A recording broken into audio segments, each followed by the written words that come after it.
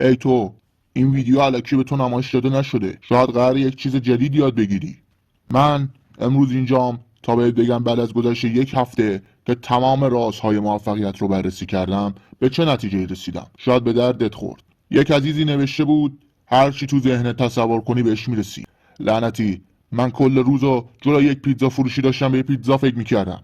هر کی رد میشد فکر میکرد من اسکلم یا مشکلی چیزی دارم، بهم صدقه میدادن. آخرم با همون پول صدقه رفتم یه دونه پیتزا بخرم. صندوق داره بهم میگه ما با اسکولا چیزی نمیفروشیم. یعنی بدترین شکست عمرم و من اون روز خوردم. یک جایی نوشته بود اگر زمین خوردی دوباره بلند شو. ولی بذار من بهت بگم، اگر یک جای شلوغ افتادی سعی کن دیگه بلند نشی، چون همه با خودشون دارن میگن این فلجو نگاه، چشای کورشو وا نمیکنه، نمیتونه جلوشو نگاه بکنه. به نظر من انقدر همونجا بمون تا همه برن و وقتی دیدی کسی رد نمیشه اون وقت بلند شو.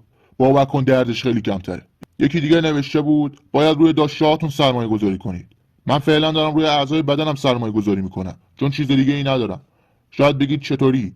من خوبم، تو چطوری؟ ولی به عنوان آخرین جمله اینو بدونین که هیچ وقت خودتون رو با بقیه مقایسه نکنید، چون اونا هم دارن خودشون رو با بقیه مقایسه میکنن و من الان یادم نیست که داشتم خودم رو با کی مقایسه میکردم. خلاصه که من نتیجه خاصی نگرفتم.